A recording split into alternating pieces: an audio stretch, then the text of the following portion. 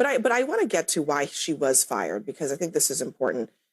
She was fired because she didn't go after Trump's political opponents. Now, Trump has put in somebody, his former personal attorney, who I presume he thinks, at least on a temporary basis, will do that.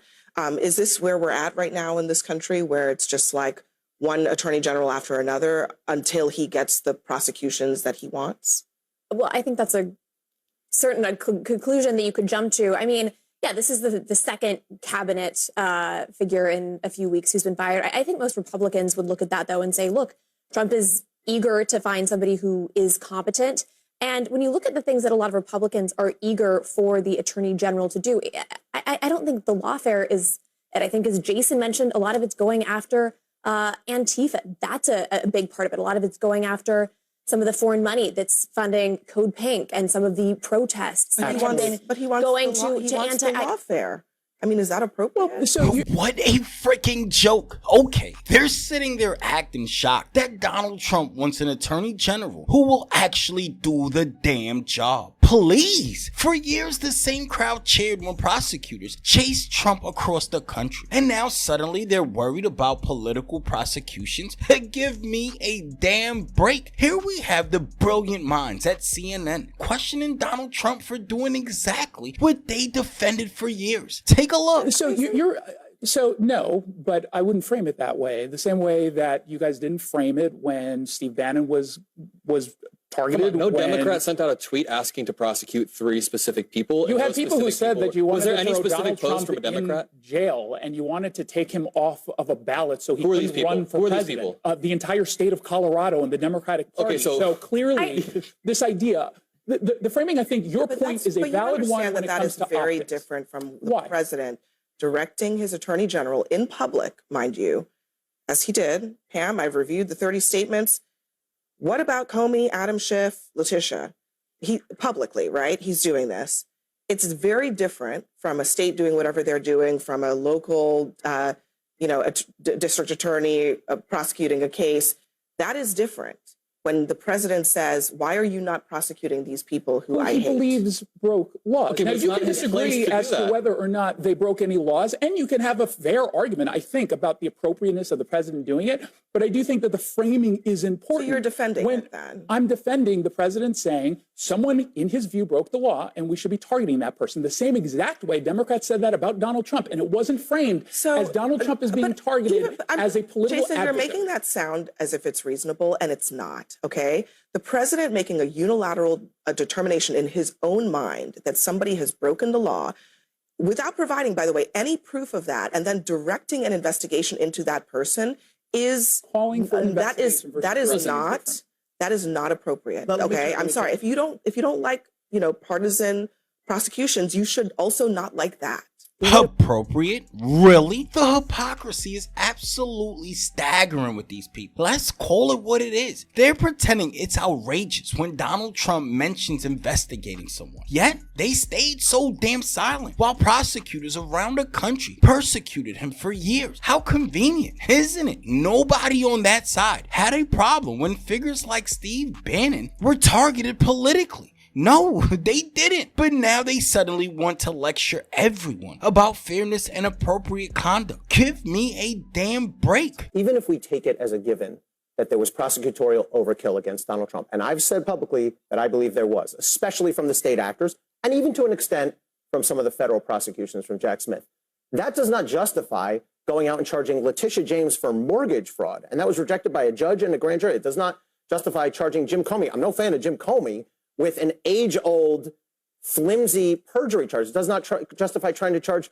Mark Kelly and Alyssa Slotkin for something that is simply not a crime. And if this is going to be the way things go, you did it to me, I'm going to do it to you. Are you okay with, let's say there's a Democrat, hold on. Let's say there's a Democratic president. There will be a Democratic president at some point in this country's future. Are you okay with them saying, this is the game now. We're gonna go seek out everyone on the other side who displeased us. Unfortunately, that's already a talking point. J.B. Pritzker is already talking about Project 2029 and trying to put Trump officials in jail. I'm not okay with that. Unfortunately, this seems to be a sort of tit for tat thing. And I guess to your point, I mean, the system is working, right? So there was evidence that Letitia James may have committed some mortgage fraud that was looked into, and ultimately a jury of her peers decided that wasn't legitimate. So I think there was. I'm glad the system is working against the person who's actively trying to destroy it. I mean, the beautiful part of America is that we have institutions and checks and balances that are separate from the president. You can see time and time again, Donald Trump is trying to bully other institutions under his wing. So we can look at Jerome Powell at the Federal Reserve. If you look at countries where the president is able to control monetary policy,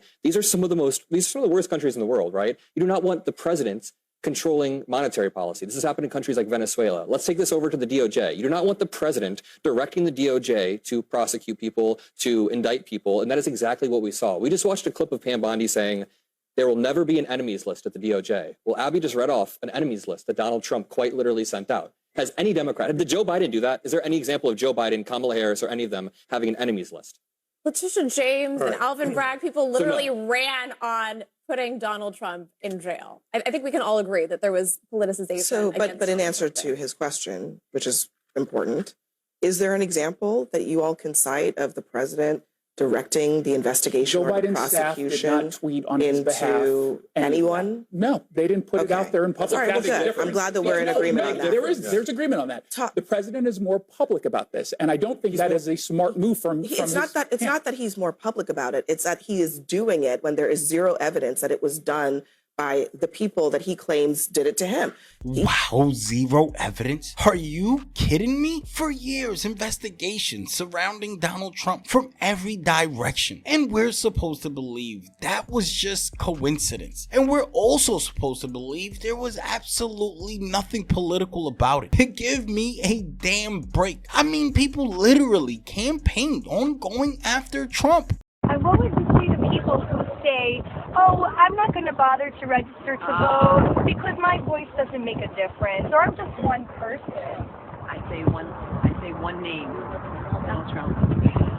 That should motivate you. Get off your ass and vote.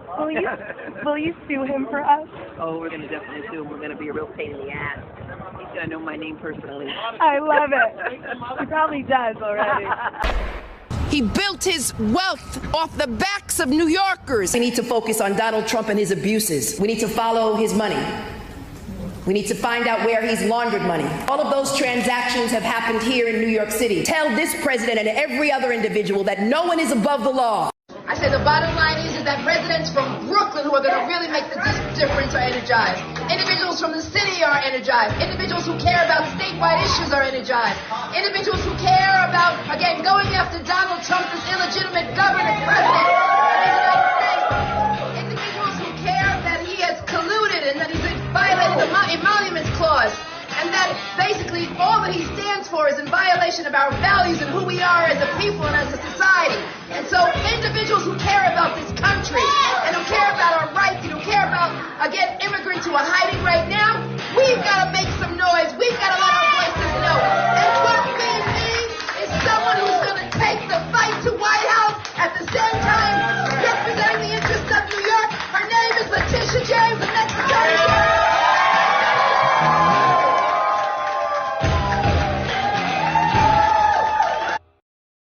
Running for Attorney General because I will never be afraid to challenge this illegitimate president when our fundamental rights are at stake. A legal system where even the most powerful in the country cannot use a loophole to evade justice. We must do our job to ensure that the man currently occupying the Oval Office is held accountable to any and everything he has done. Wow.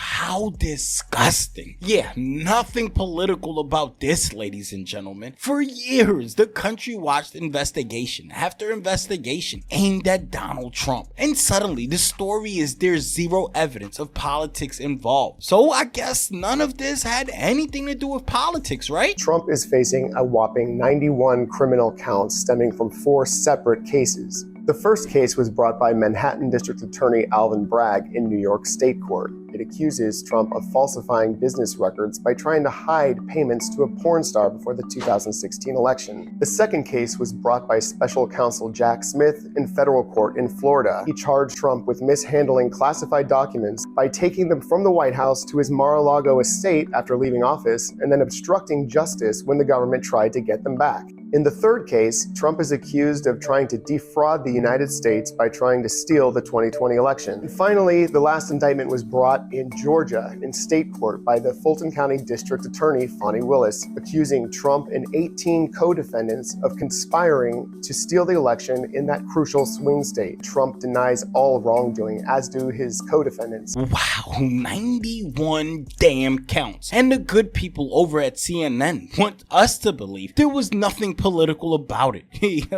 You expect the American people to watch case after case pile up against Donald Trump and think it's all just coincidence? Are you serious? When Democrats weaponize the DOJ to go after political opponents, suddenly the slogan is nobody is above the law. That's what they want us to believe. But the second Republicans start holding Democrats to the exact same standard, the narrative flips overnight. What a coincidence, huh? Now all of a sudden it's dangerous, authoritarian, and weaponizing the DOJ. Give me a break. So let me get this straight. Accountability is heroic when it targets Republicans, but it's tyranny when the spotlight hits Democrats? No, that's not how this works. That's not justice. That's political convenience dressed up as principle. Period. Honestly, CNN and the rest of these biased media outlets should be ashamed of themselves for pushing this narrative. They really should. Night after night, they presented speculation as a fact and pretended the audience wouldn't notice the double standard. Who do they think they're fooling? They must really think we're stupid not to see the double standard here. Come on now. The media over at CNN acts like the public can't remember what happened just a few years ago. When investigations targeted Donald Trump, it was justice being served. But when the same scrutiny hits Democrats, it's suddenly a crisis. No, stop it already. These people are truly delusional. But hey, maybe I'm wrong. Let me know in the comments below, and I'll catch you in the next one.